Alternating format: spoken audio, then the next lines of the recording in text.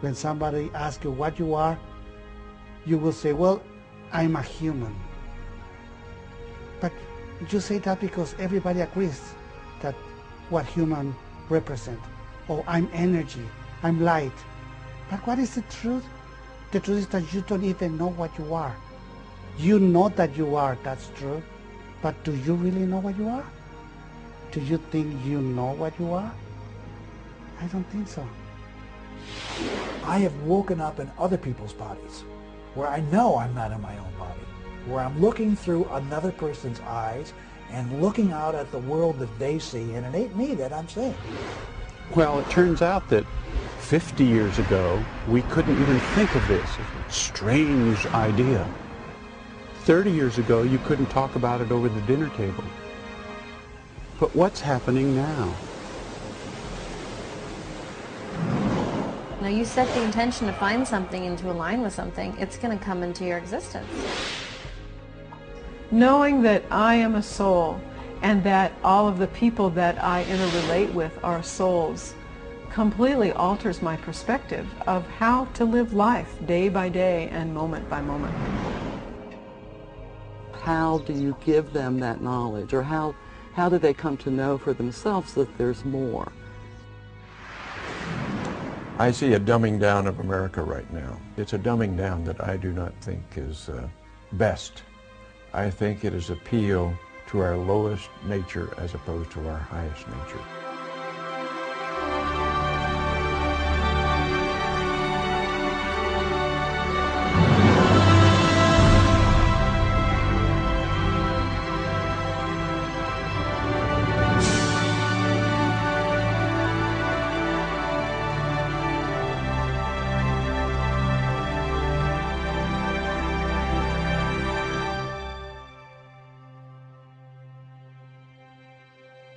Humankind, mankind, consciousness itself is evolving into something that it wasn't before.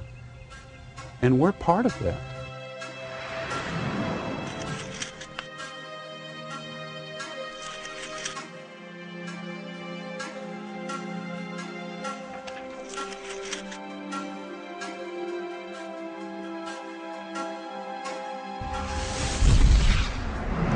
We're one of those cogs in the wheel on the evolution of human consciousness.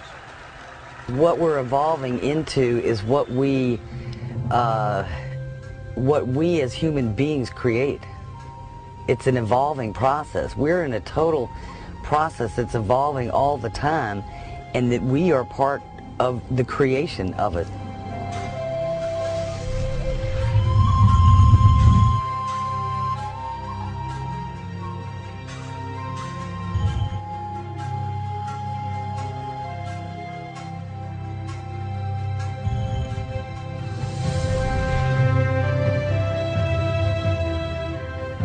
As all civilizations before us have asked the question, who are we, how did we get here, and what is this really all about?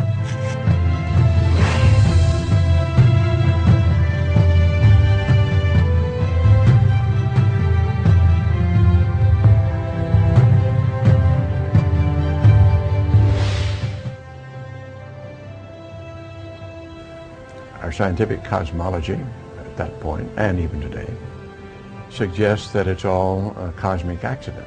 And of course, opposing that is the idealist cosmology, which says that consciousness is the fundamental stuff, and that all matter arose from concepts in consciousness. So here we had what science was telling us about our origins, and our traditions, normally our religious traditions. I draw a distinction between spirituality and religion.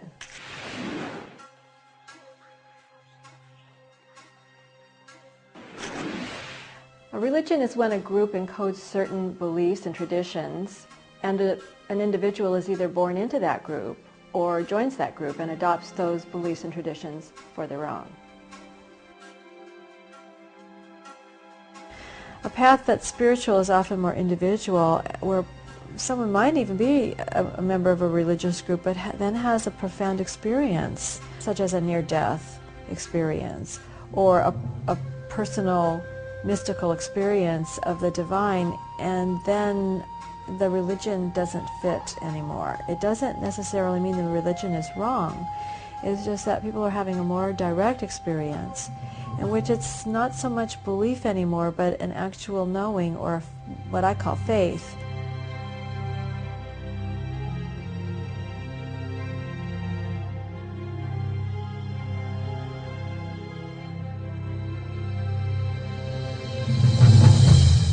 Always my interest in magic is what keeps me going into the study of the weird stuff like life after death and who's the big G? Is there a big G? Or is it just all a big law of the universe that we exist like this?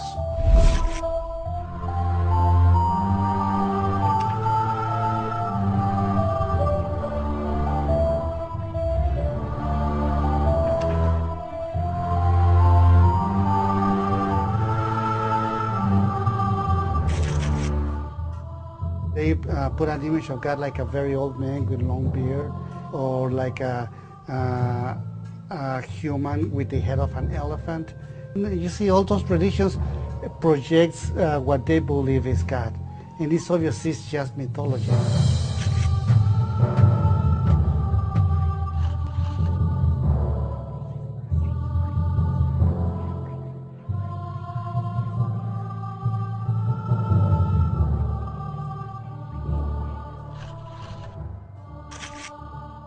Even that mythology, it came because represents something that was true, and now what the religion project is images that have nothing to do really with God.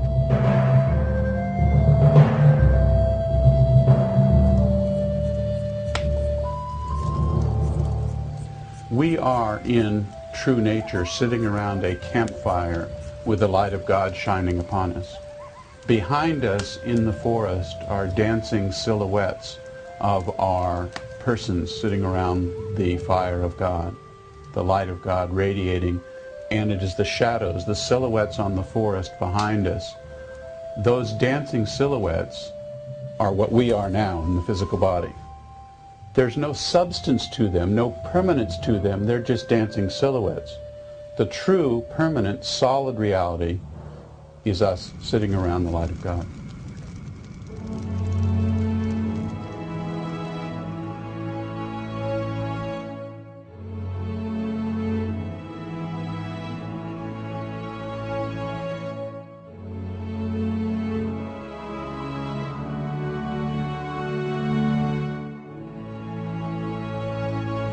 The basic matter, the flesh, the emotions, the feelings, nature that we have as humans is not markedly different than what animals have, and certainly we see that in the higher primates, who are closer to us in not only their DNA but in their behavior and in their social behavior and their interaction with one another.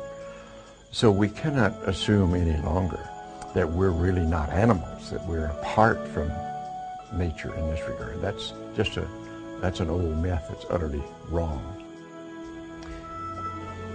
We call our intuitive capabilities our sixth sense, and that's just dead wrong. They should be called our first sense. We have become more left brain and screened out these intuitive right brain capabilities that seem to be natural, that seem to be a part of our basic nature. If we go back in time, anywhere between 1,500 and 2,000 years, if we go back in time that far, we discover that most cultures of the world were mystical. And mystical means that the soul has continuity. Mystical means that we exist in body and we exist in spirit.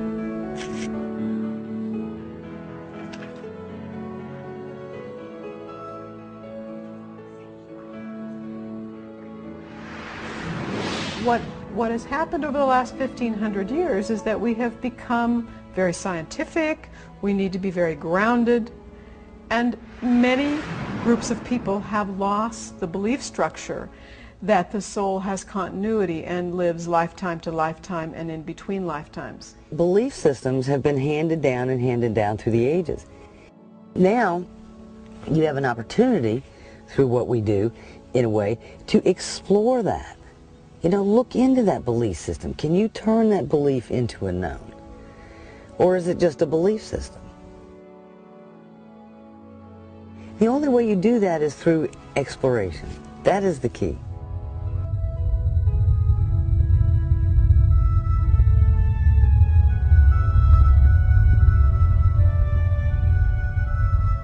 From space, the heavens are 10 times as bright because of the lack of intervening atmosphere. So that means 10 times as numerous stars. So what happened is I was looking at that. And as I had learned from my astronomy studies and my astronomy studies at MIT inside, a unity, a connectedness to all of that. And that was a new experience. It was a powerful experience, an ecstasy, accompanied by a blissful feeling. And this continued when I had a few moments to look out the window, all the way home for 3 days. And I realized I had to understand what this experience was. It was far beyond anything I had experienced before. 33.5 hours after they landed, Alan Shepard and Edgar Mitchell lifted off in the silent vacuum of the moon. SM engine is armed. 6, 5, 4, 3, 2, 1, 0. This will be ignition. What a liftoff. And liftoff. Roger, ignition. Switch over. 10 seconds. Roger. Hey, baby. It's good.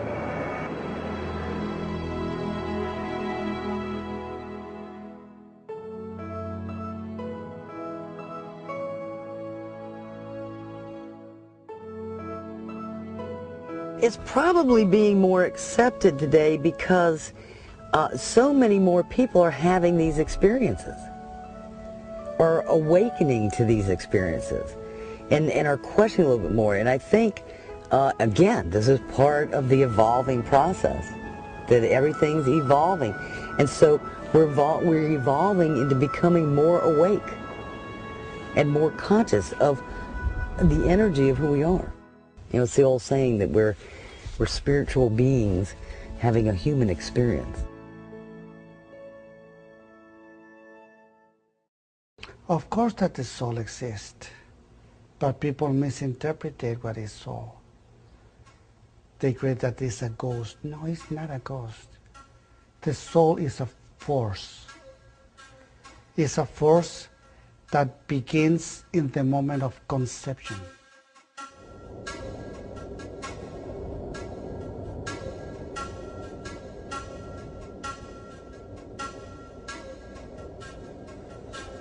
So here we had what science was telling us about our origins and our traditions, normally our religious traditions, coming out of our cultures, telling us something else. It occurred to me that the truth was somewhere in between, and that maybe we needed to re-ask these questions to see if from the point of view of a spacefarer, maybe there's some new answers.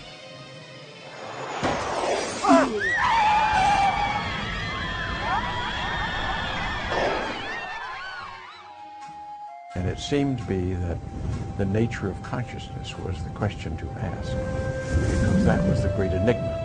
Was consciousness just accidental, as science would have, or was it the fundamental stuff, as most cultural idealist traditions would have?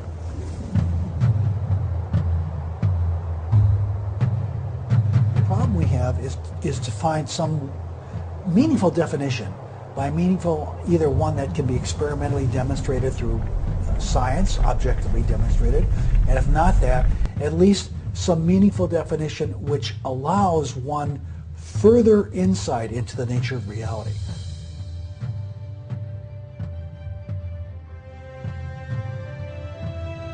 You've asked this question about what happens to me, what happens to who I really am if I'm not in the physical body. And I would say, what happens to the person who is having a dream? You're in the middle of a dream,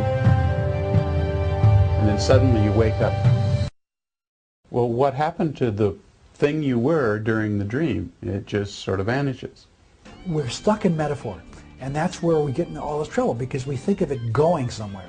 But how can it go if there's nowhere to go? There's no, I could say, well, my consciousness goes from here to Memphis, Tennessee, and that's where I'm going to be. That's where my consciousness is going to be buried, because I like the Memphis blues.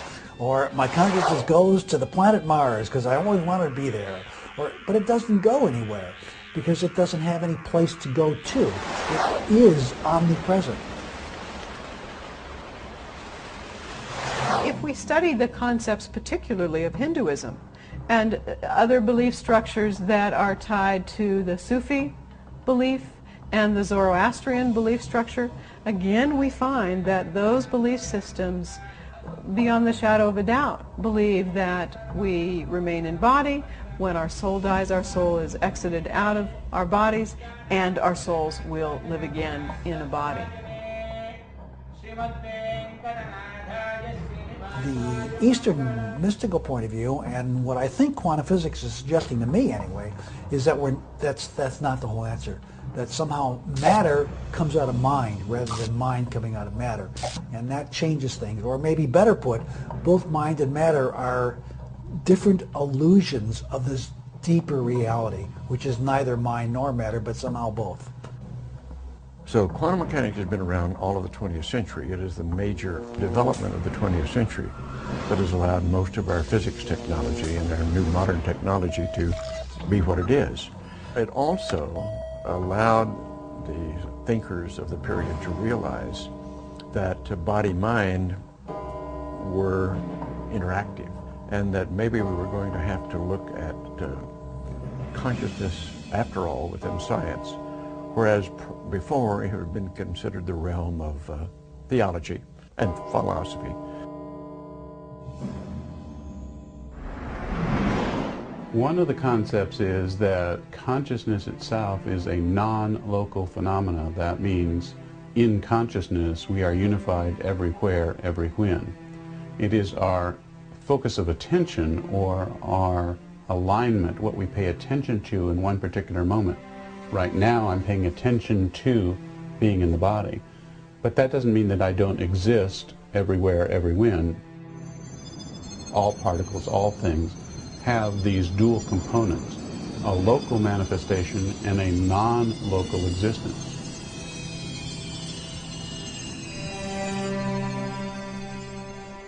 So perhaps then being more than our physical bodies is identifying with, paying attention to that non-localness of who we are. So existence and information are the basis not only of our being, but our knowing, and why we know anything at all. Spirit is the fundamental vibration of nothing. But by nothing, I mean the absolute void of which everything comes. It's the spiritual vacuum, if you will, the void out of which everything arises. It may be related to the physical vacuum, which we know is capable of, once being energized, of producing particles and antiparticles, which is the particle-antiparticle circus, which arises from particle physics that we know about. Because mind, consciousness, this mysterious essence of who we are, doesn't have a space-time coordination. The common thought is it's as big as the body, and it'll last as long as a lifetime. You're born, you live, and then you die. And then your body decays into dust. And before that, you're just dust and eggs and water, and starts fertilizing in DNA and blah, blah, blah, blah, and all electrical sparks start flying, and pretty soon there's a fetus, and the fetus becomes a baby, and all of that, you know, is somehow the notion that consciousness is contained within the unit of the body. So basically, when our soul is new, when our soul is young, is born, we might say, we are assigned a spirit guide. That guide then works with us, whether we're in body, whether we're not in body.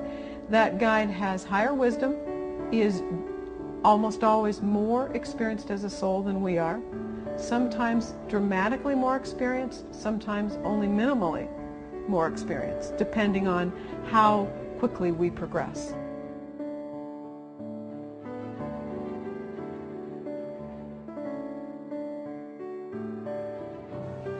I feel that each of us has a group of guides that assists us and helps us in our daily life. However, my clients tell me that they often meet a master teacher guide in their life between life experience who is responsible for overseeing their soul's progress from embodiment to embodiment. And this guide may or may not be intimately involved with their daily life, but is responsible for overseeing their progress over many, many lifetimes.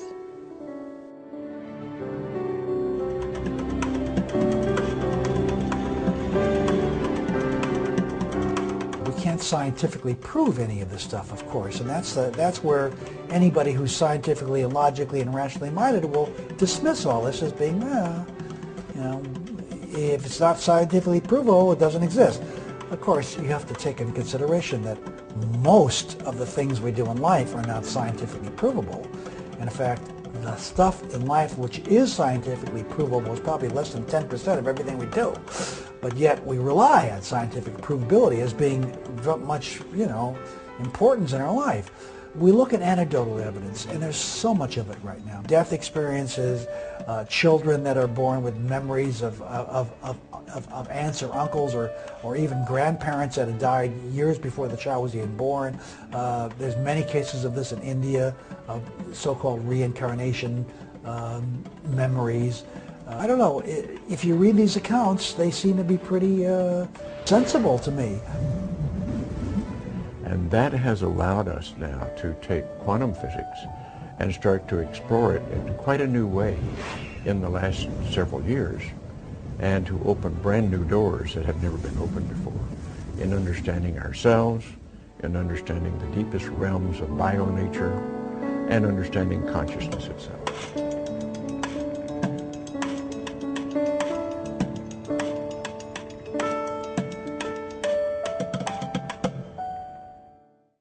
I have woken up in other people's bodies. Now that's really weird. Where I know I'm not in my own body. Where I'm looking through another person's eyes and looking out at the world that they see, and it ain't me that I'm seeing. It ain't my world that I'm looking at. One time, I woke up, got out of bed, went to take a whiz, and I walked inside in the bathroom in my log cabin, stood on the toilet, just about to pee, and suddenly I realized I didn't go to sleep in a log cabin. There's no log cabin where I was. What the heck am I doing in a log cabin? And that's when I realized I was in somebody else's body. He was whizzing, and I was there watching.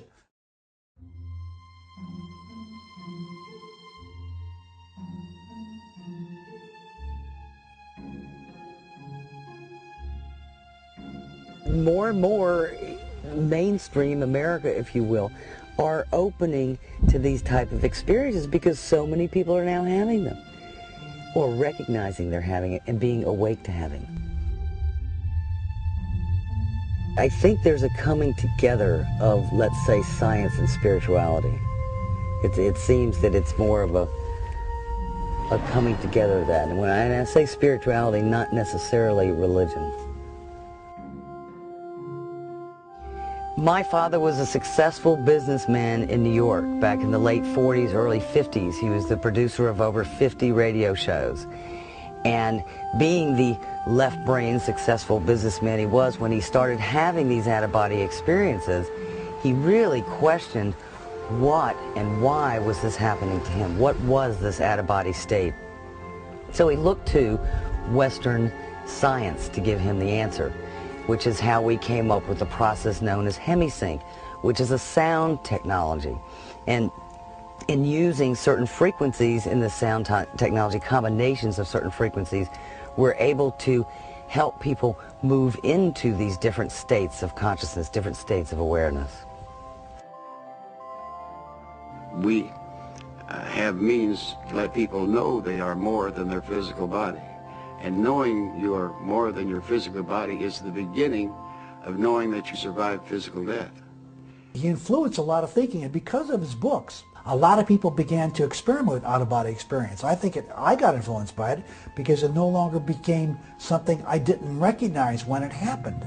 The problem is, until somebody like Robert Monroe steps into the world and says, this is something that happens, people don't try to do it. They don't. It may have happened to them, but they don't. It's like a blur. You don't see it.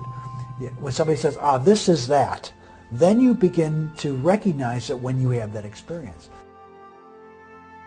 The ability to tune into this consciousness, to become aware of your out-of-body state, I think is the true question. It's not who has the ability to get out of their body and who doesn't.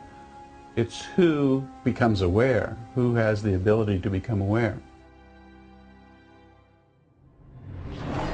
I think the very first time I was floating above my body, and I was near the ceiling, and I could see the ceiling very clearly, and I kind of like started to feel myself drawing down. I don't know whether I was afraid or didn't know how far I was going up, how high I was going to go, or whether I'd go through the ceiling.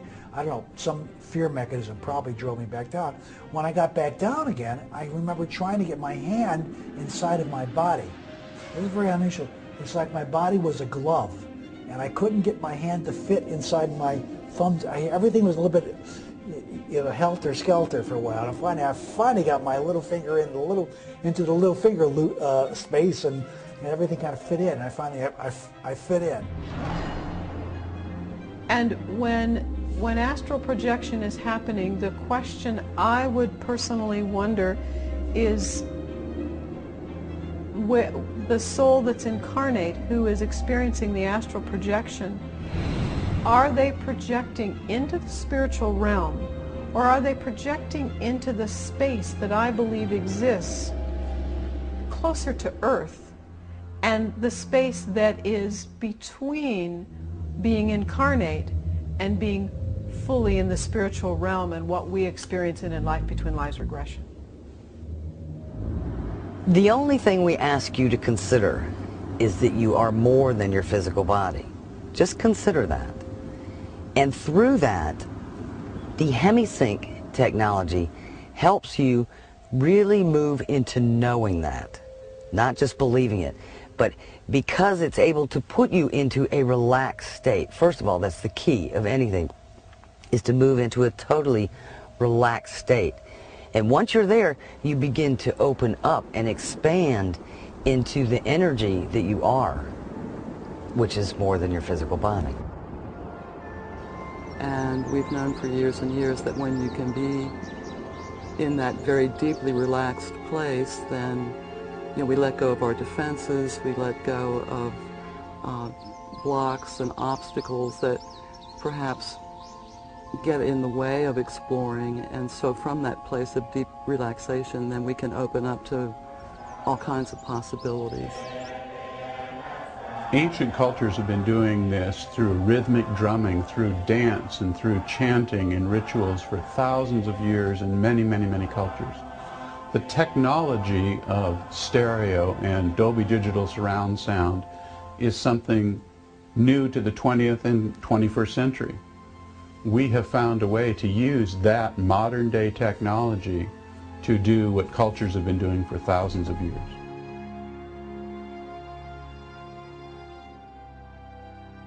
We use an audio guidance system to alter brainwave states, accompanied by relaxation procedures, meditative procedures that allow people to develop an awareness of information and concepts not ordinary to our waking state. This is the bridge for opening a gateway for the out-of-body experience.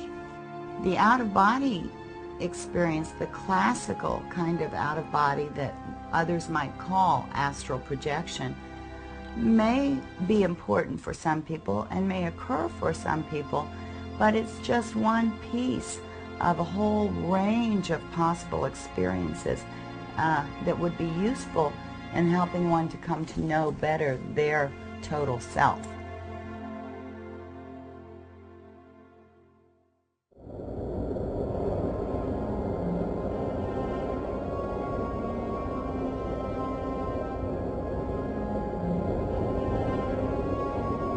Well, death is the big unfocus. Letting go. Suddenly, all of those things which were so important to you, almost your whole life, will, in a flash, be totally unimportant to you. It may take a couple of days, I don't know how long, before you finally recognize that you're not that body anymore, or you're not even concerned with the whole life and death drama of that lifetime. And in the moment of your death, that force dissolve and let go everything. No longer recognize any piece of you anymore. But the soul comes from life, which means from spirit or from God. Essentially, our soul is waves of light and color. Our soul is energy. And so when our soul is released out of our physical body, essentially what happens is the energy vibrations heighten so that our soul is able to leave our body. And our body is very dense and low and of a vibrational nature. And when our soul leaves at the point of death, those energy vibrations, we might say, speed up. And that's how the soul is released out of the body. When a person goes through their own death in a past life regression, it's usually very easy for them to leave their body and to realize that they've died. I always take a moment for them to reflect on the life they've just left. It's a very interesting experience for people to realize that they're not really that body. They almost always are above the body looking down. They can see the people in the room, that if their wife or husband is crying over the body, and they almost always describe a sense of relief. And that it's easier for them to have passed over than for the people left behind. And this is something I think is interesting for us to remember when someone has died that's close to us, that we're usually going through much more trauma than they are, and almost always there's immediately a sense of relief and peace, and especially if they've been ill or in any pain.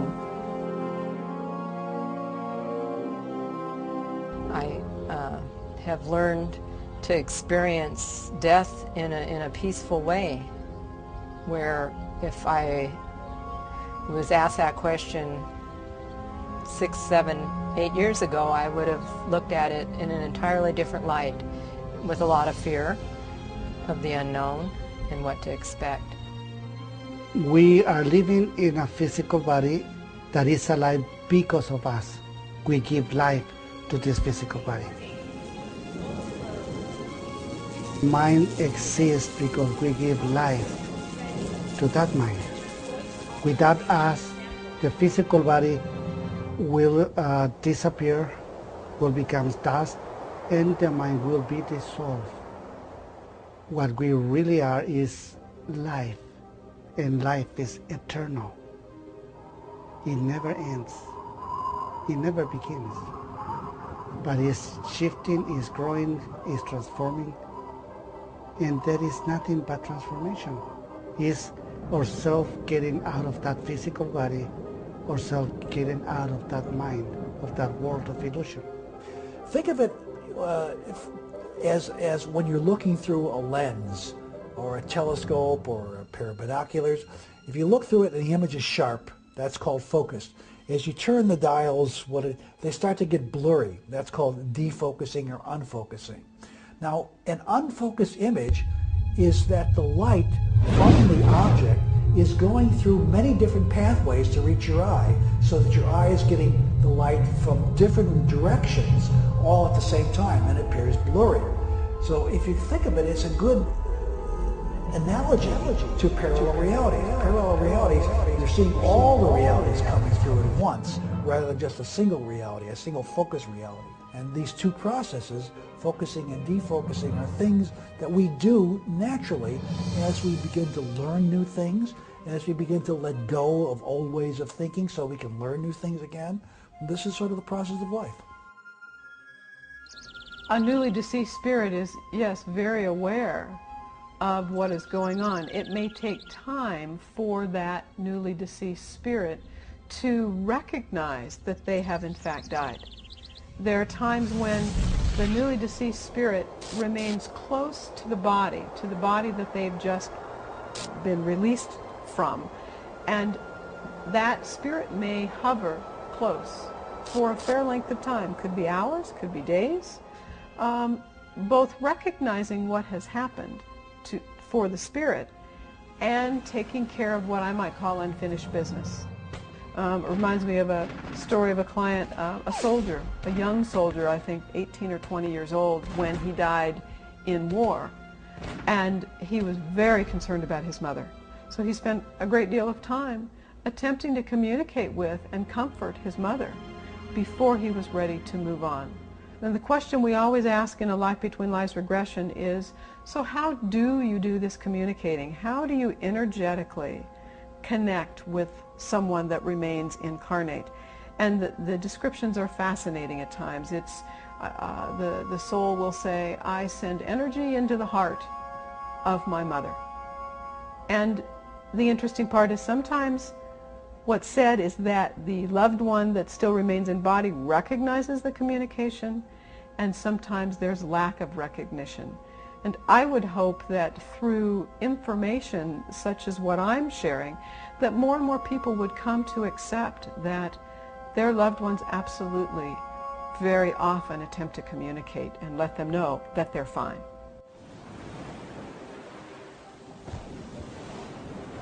I had passed away. It was a very peaceful death. I had my family around me.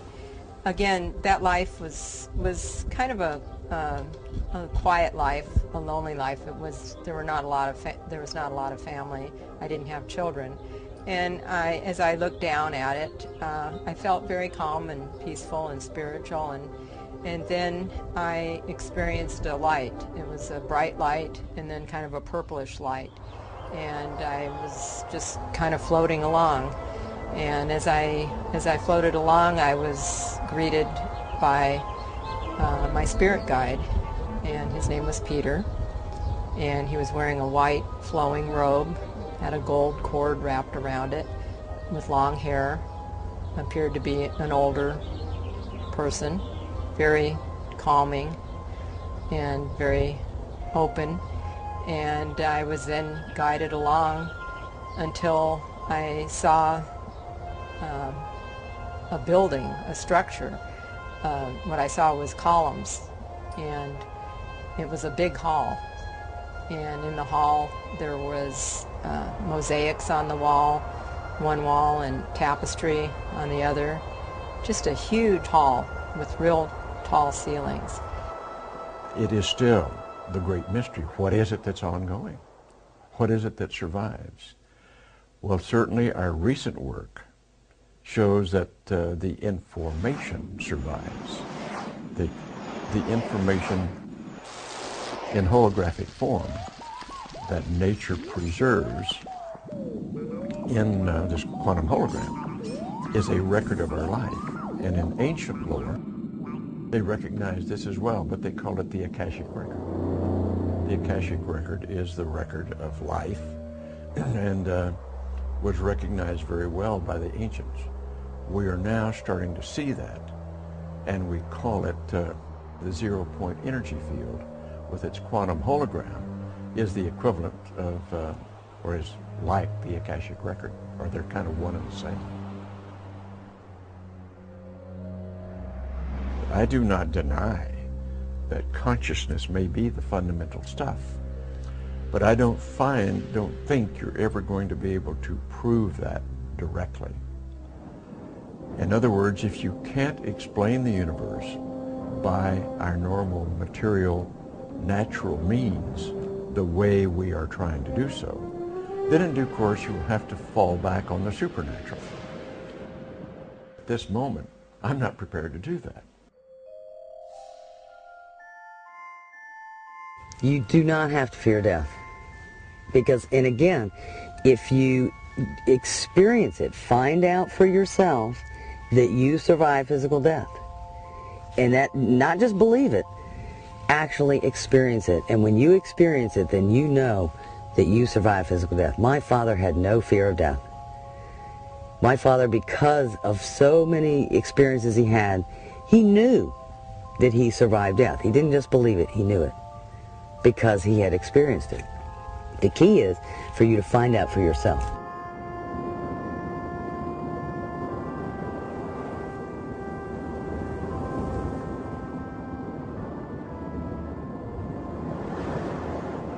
And we find that people may be very familiar with the territory. Once they're out of the body and have kind of said their farewells, they know exactly where they're going and go there. And they're not met by anyone at all, but they're not lonely. There are people who are met by a whole soul group, and it's almost like a party. Like they've got a big welcome home party, and it's very festive.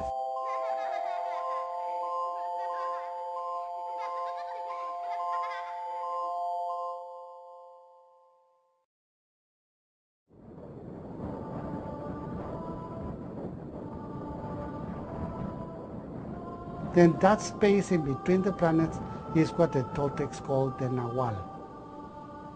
Now, what gives life to the Nahual, which is light, and what gives life to the Tonal, which is matter, is what they call intent. And intent is a force that moves everything and put everything together. I call it life. The Toltecs know that the space in between planets there was not empty. It's full of light. There's no space in the entire universe of change of universe who is empty. In between atoms, in between stars, in between planets, always exists light. What the quantum hologram is, it's based on the well-known fact that matter emits and reabsorbs quanta of energy, photons, at the most basic level of nature. And that those photons have a non-local interconnection, regardless of where they go thereafter. They are interconnected. Take the quantum emissions from any body of matter, from a human to a chair to anything, that you study it as a group, it is carrying unique information in the event history of that object. Wow, this is a rather fundamental discovery, because it is saying that information at the quantum level in nature is as important as in energy itself. What the physicists tell us is that when particles are entangled in a process at the subatomic level, and they go across the universe from each other, should they maintain a correlation, a coherence. And if something happens to one particle, it is instantaneously known or recognized by the other particle, regardless of where they are in the universe. That's instantaneous communication. That's called non-locality. How would one experience that subjectively? What is your subjective experience of non-locality? Many people experience it as an out-of-body state, an out-of-body situation. We've heard about this when we think of a near-death experience. People seem to float out or perceive themselves to be some way distant from the physical body.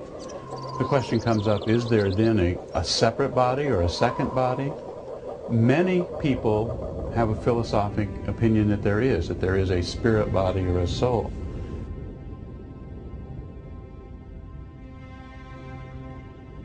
The physicists would reflect back and say, well, we don't have any measurement or proof of that, so the in-between road might be a habit. I'm in the habit of feeling myself in this body, and when I become non-locally aware, a near-death experience or an out-of-body experience, as a habit, I think I have a body.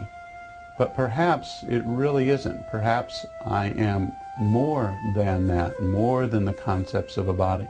If we can become aware of information that's not available to the physical senses, it's available only if we are non-locally aware.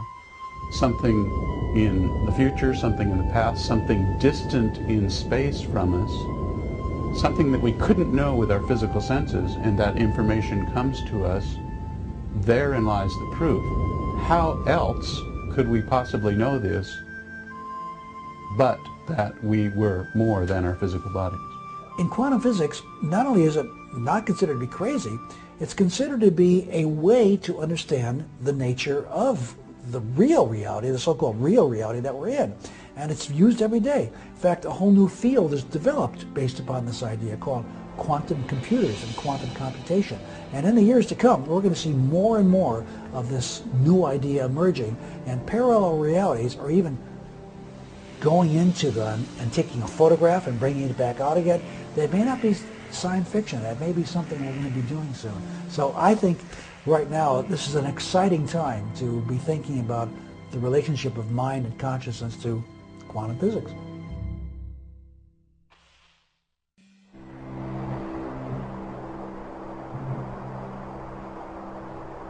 So there is the ability for energy to exist outside of time and space. The spiritual realm essentially has no time frame. The time frame exists here on Earth. The spiritual realm exists outside of a time frame. It's very hard to interrelate what happens in the spiritual realm and what happens in the earthly realm.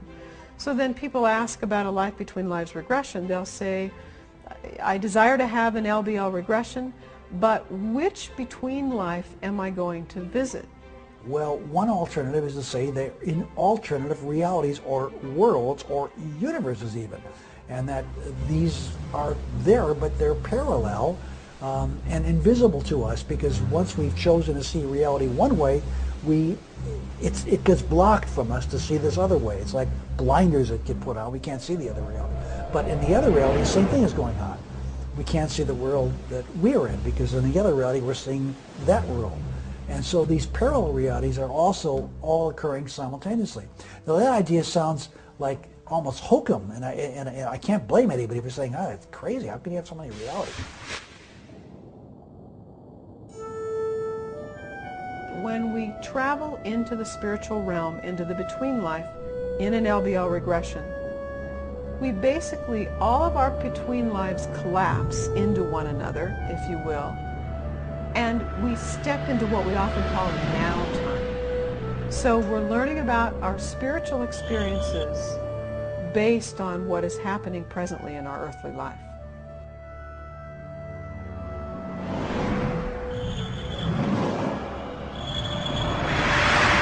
The spirit world is the spirit world in the sense that we have many belief structures that say the spirit world is segmented. There's a positive place and a not so positive place. That kind of information has never come through in thousands of life between life regressions. And so the spirit world is open to anyone and everyone. We are not blocked at a certain point and disallowed entry depending on what we have or haven't done in our life. The spirit world does appear different, regression to regression. For some souls, particularly for souls who are not of high level of experience, there is almost a meeting place that exists. It reminds me of a train or a bus station where when the soul has left the body,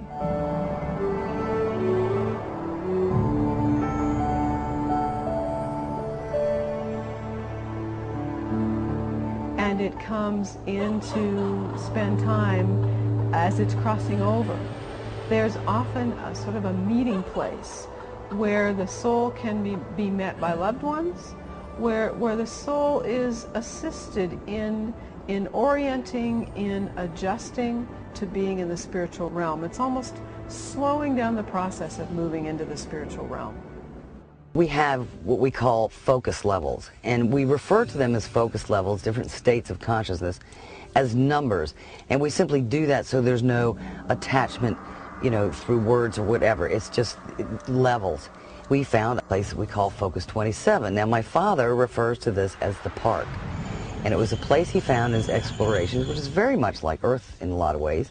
You can actually feel the grass and the trees and everything. And it feels very real, but he called it a park.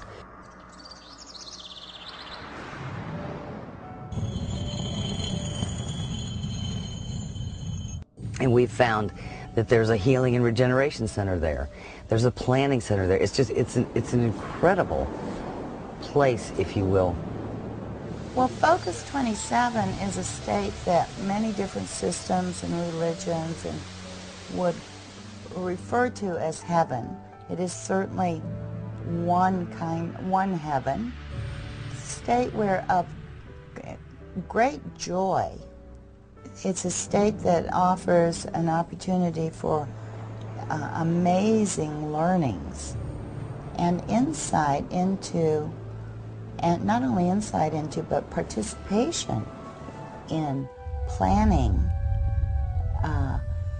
how things might unfold, here, both here on the earth, in individual lives, in other parts of the physical and non-physical world. We all have soul groups consisting of 3 to 10 or 12 members that are together because we all have something in common. And that's a good question to ask. What is it that brings you all together? What are you doing together in the spirit world? And usually people are very clear about that. And it may be that they're doing work together, or they may be working on similar lessons together. Went through, immediately my guides were there. Immediately. I didn't go into any chambers, I didn't have any cleansing. My guides were like, what's up, we're glad you're here. And it was literally like, sit down and have a powwow. That was what my whole entire Life Between Life session consisted of. The therapist that I was working with had a lot of interaction with my guides. Apparently they were very high vibrational, enlightened teachers. And they shared a lot of information with her. I kind of acted as a channel to share that information, to have it come through.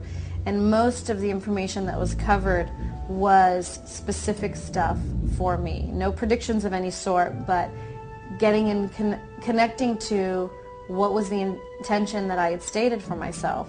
What did I want to experience? What did I come here for? And the first person that appeared to my right was my son, Scott. And Scott was like my soulmate. He was a real old soul. He was 27 years old when he passed away, but had lived such a full life, and it was just really powerful to have such a vivid feeling of being there with him. Even though nothing frightening ever happens there, souls always feel a sense of intimidation, I guess I would say, when they're called before what we have termed a council of elders or a council of wise beings.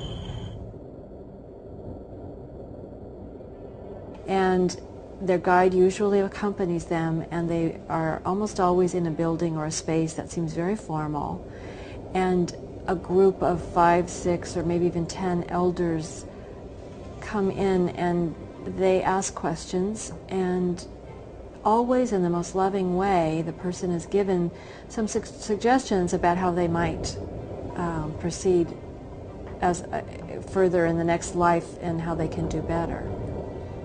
And it's a very serious meeting, but it's not punitive or judgmental in the way that we might think. The coordinating body of the spiritual realm is comprised of souls that have finished their incarnation on earth. They've progressed to a particular level. They then work at, we use these words higher, lower, and it's hard not to use those words. They work at a higher level of wisdom, but they are ultimately coordinated by a highest level of wisdom that we all choose to label in different ways. But as we progress as a soul, we fine-tune our interest area, we fine-tune our abilities. And then we can, in fact, progress to the point where we don't spend a great deal of time with our cluster group any longer, and we then can spend primarily time with a group that is much more specialized. Just before I left the soul group, I felt like somebody had placed a hand on my forehead. And I, again felt this amazing energy. And I said, oh, I think they're just knocking in a little extra knowledge into my head and just healing. I'm being healed of anything that I needed to be healed of, as far as some of the experiences that I had experienced in my current incarnation.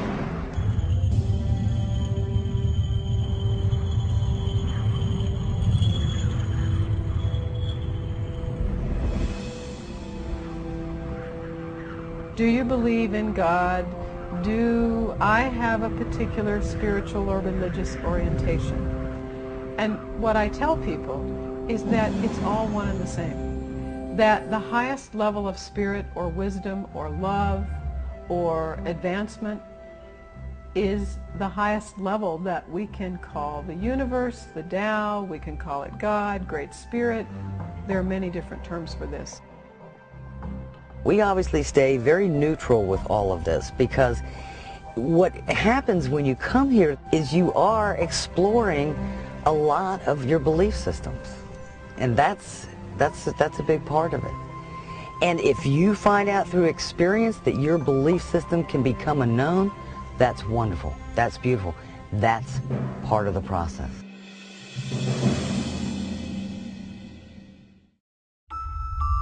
And all of a sudden I looked up and literally saw this bomb drop. And it looked exactly the way you see it depicted in history books and in pictures and on television. And it literally came down like a giant mushroom cloud, and this smoke just started barreling towards us. And I think when you experience trauma, you experience it in slow motion, because it seemed like it was taking a very long period of time to unfold, when in essence I think it was probably 3 seconds, But then everything around me was burning, was in flames. And I remember I had a small child, and I grabbed this small child, and there was fire everywhere, and the only way to not burn, to be afflicted by the fire, was to get into this water. It was an arranged marriage, 17.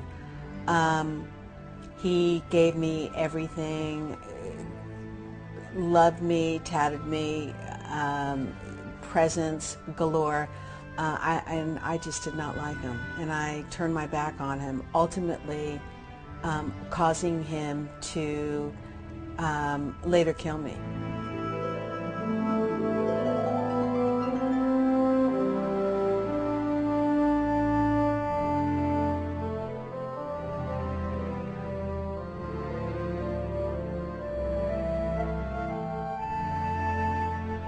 You believe in life after death. You believe that you come back, or you believe in reincarnation. Well, then you better think about how you're leaving this planet if you believe you're going to be reincarnated. Because you better be careful what you might come back to, what you create. Yeah, I think in China, the idea was that when the Chinese think about time, or think about who they are and what they are, they keep their ancestors in mind. Whereas in our culture, that's the last thing we think about, is who and what we came from. Most of us don't even care that our ancestors came from this country or that country. We're Americans. We don't. Our ancestors are dead and buried. We don't care.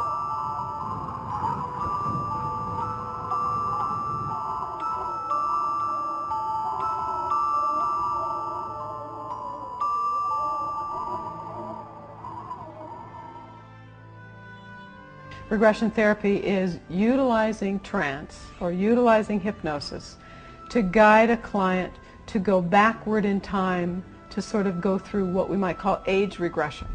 So typically for a long, long time, centuries probably, psychiatrists have guided their clients into age regression in this life, looking for lost memory, looking for trauma-oriented periods of time to try to do healing work.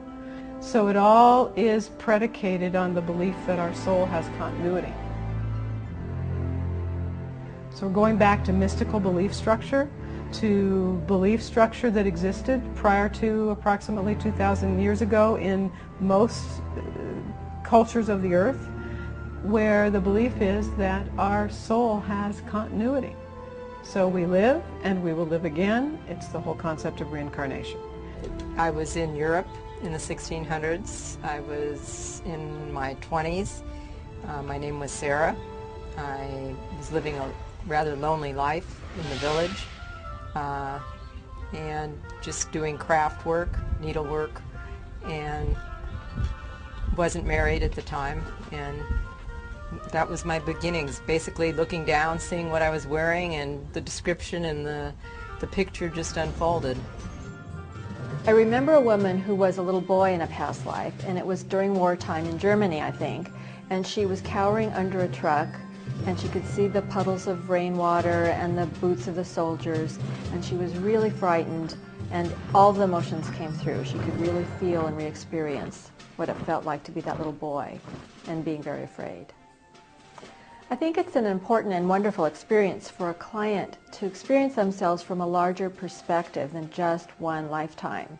It allows them to experience different points of view, to feel what it's like to be a different gender or a different walk of life, to experience the kinds of things that were important in different eras. And it really gives them a wider sense of perspective about who they are, and also allows us to understand other people more easily and with less judgment. The second life that we were in, we were monks, and we lived in the same monastery. And he was more like my teacher. He opened up different areas of religious perspective, beliefs. He introduced me to new things from a very theological place. The only way I can describe it is it was as pure love as I think you could feel. It was really comfortable and really loving and really pure, and our paths were just anchored. And our paths were very deep in our conviction to God and in our conviction to service. We got into this water, and I couldn't swim, and my child couldn't swim. And basically we drowned. And like I kept reenacting that, the drowning and losing my child. And I would wake up like gasping. So when I went into this state of hypnosis and I relived it, it was very painful and very traumatic, because it was even realer in this state of hypnosis than in the dream state, because I was alert. You know, it was now present day time. So many people kind of get into that mindset of like, well, who was I in a past life? And for me, that question never really rang true as something that was relevant to who I was or how I was experiencing life today.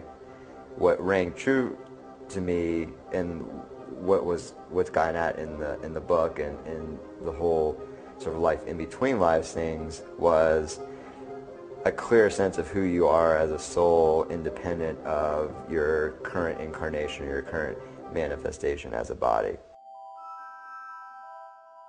The second one would be Italy. I was in an Italian village. I was married. We had a lot of ups and downs, and so our marriage was very tumultuous. And he was a butcher. I was a homemaker. And it was very rough times during that time. It was, I think, in the 1700s, if I recall. And so lessons, again, learned. I related that person to possibly being the person that I was first married to, that I was married to for a number of years. And I had left that marriage. And it was a very therapeutic time for me, because it really opened me up to the possibilities of growing instead of stagnating. The most vivid one experientially was a whale incarnation. The most sort of vivid snapshots from that experience were surfacing and seeing humans on boats that were whale hunters, whale fishermen, whatever you want to call them, and just sort of looking at them as they were, killing other whales or trying to kill me or trying to kill other whales in the pod, and having this very sort of calm sensation about the whole thing. Like,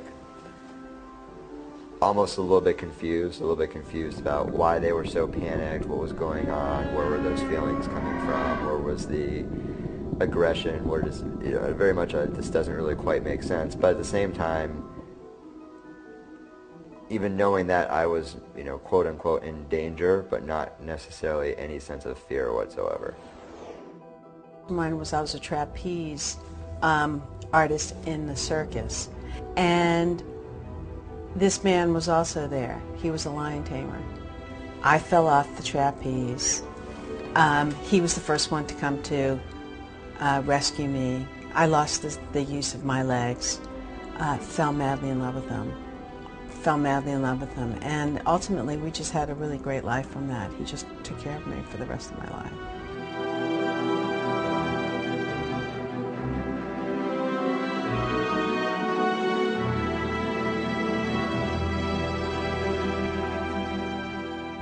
When we incarnate again, we bring with us some of the previous experiences of past lives.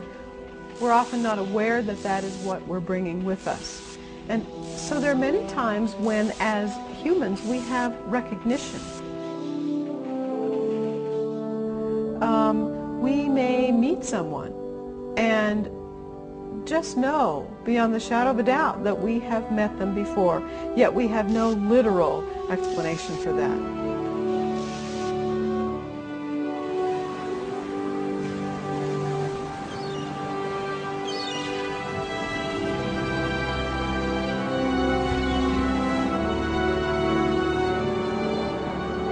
We also bring with us the particular areas of learning of our soul that still, we might say, need work, need progression, and somehow will be guided through those automatically outside of our awareness.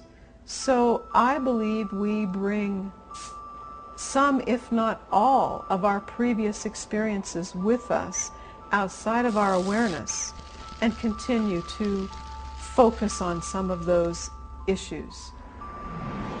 When you go through a past life, you always reflect to see if there's anything, any learnings or anything that you could see as far as who is in that past life who might be somebody in your present life. And I related that to actually my first marriage to my husband that I was first married to. At this moment, the quantum holographic theory can easily explain the experiences of reincarnation. And in fact, it explains better than classical notion of reincarnation. It explains better why many people feel that they are reincarnations of the same person. Cleopatra, Ptolemy, Jesus, whomever. There are many people believe they're reincarnations of the person. Well, with quantum holographic theory, that's quite possible. It's just information that you can access.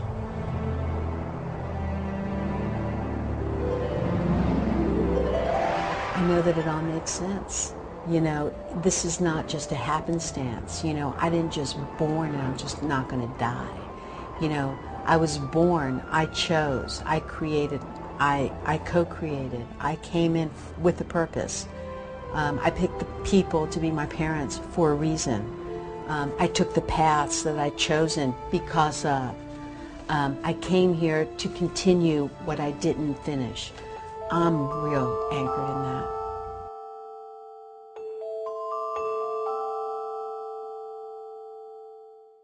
Sometimes what I love the most is, and I hear this many times in Life Between Lives regressions, the counsel will say to the client, literally in this manner, lighten up. And I think as humans, as incarnate souls, we often need to lighten up.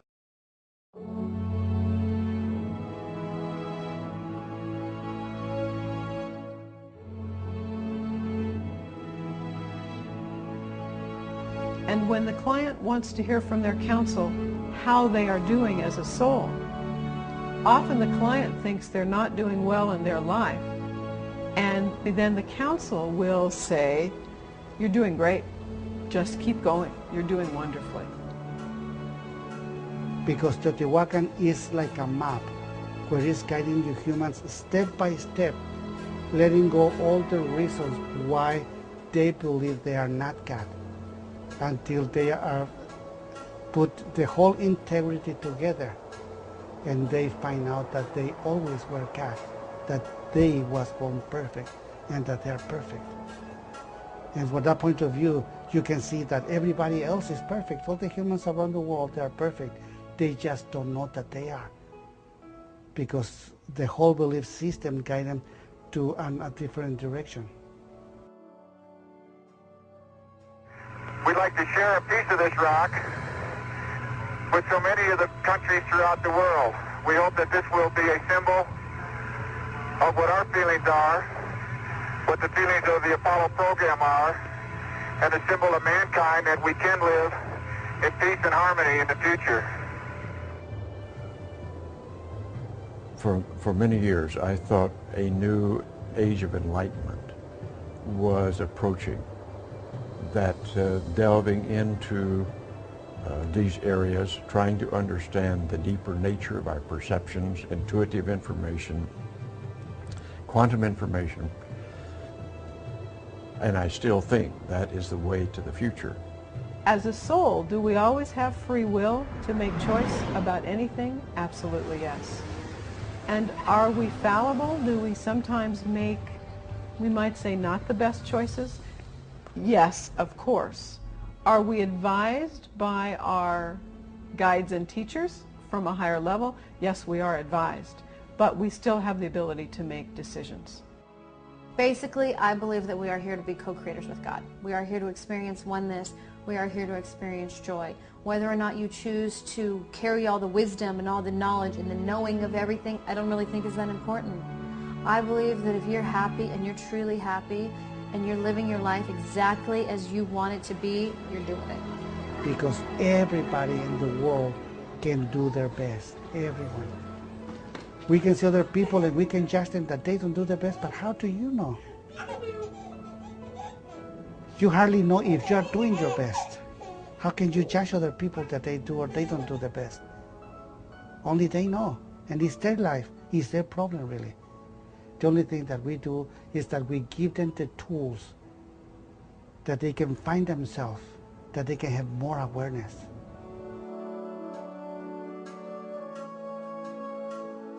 In the Australian Aboriginal point of view, they see the creatures evolving through dream. That one creature, which is more primitive, and appears as a result of the Great Spirit dreaming for its environment to occur so it can be there. That creature begins to dream of an environment in which it can't live. That environment is beyond what it can do. It dreams of it. And as a result of the dream appearing, there's genetic changes in such that a new creature evolves which can exist in a new environment. And while this may seem like a fairy tale or just simply a story, in quantum physics we're always dealing with possibilities, and we're always looking at how, now currently in our current thinking, we're looking how future possibilities and past possibilities could be coming together to produce transformation in the present moment. And that's a whole new idea, that somehow what has not happened can come back and influence what is happening, and as a result lead to something what we would experience as actually happening.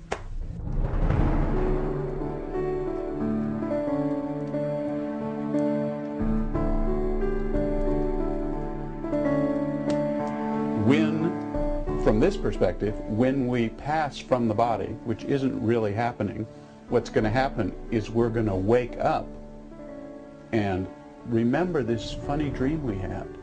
And this will be the dream we're having, because that's the true nature of reality. I believe that we can have anything we want, that it's all around us, and we can create all of those desires. We are co-creators, and when we see who we really are and we remember that, and we stand in that truth, that we have access to anything that we desire.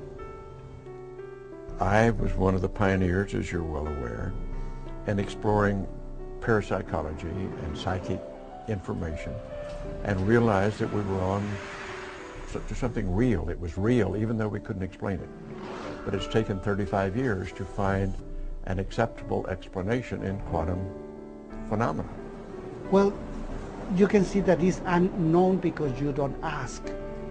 Once that you ask, then you know, and the unknown becomes known. Then what we have in the mind can be known if we ask, if we learn to listen. Then the unknown becomes known. What is unknowable, you never will know with the language that we have, with the symbols that we have.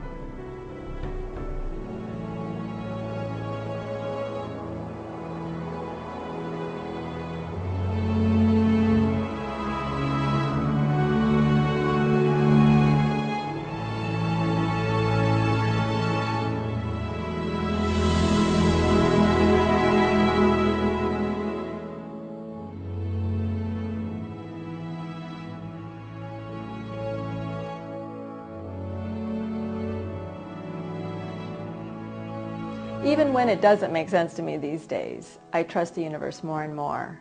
And the world doesn't have to explain itself to me. And when it looks really bad from the outside, I have more faith that a person's life is unfolding in just the way that it needs to for their soul's growth and learning. And that thought gives me a lot of comfort.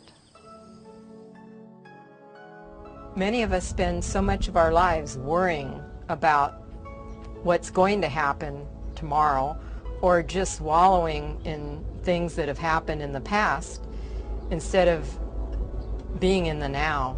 And I think they can learn a lot from just being in the moment and experiencing life and having joy in their life. As you expand in awareness, what you discover is that when it comes to creation, that one of the things we really can do is create heaven on earth now.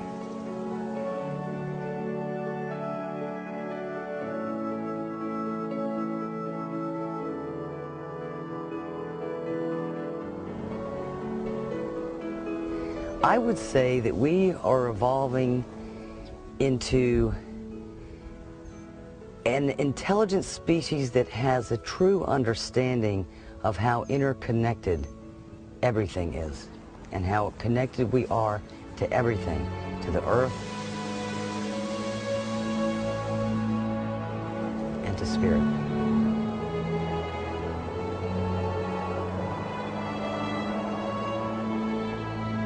And so I think that leads to looking at, what is the point? Why do we come into body? You know, why am I or anyone else incarnate at this time?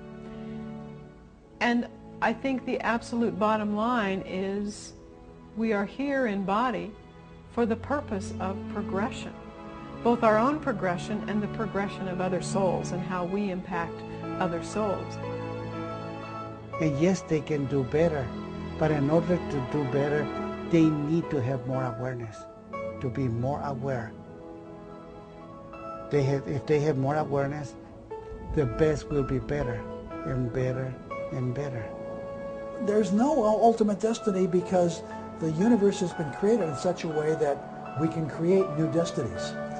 And I think our ultimate destiny would be to recognize that we are the creators of our destiny. In my opinion, only by using the best of our rational and our intuitive faculties and the best of our scientific technologies and protocols will we ever be able to tease out of nature these secrets that are very elusive right now.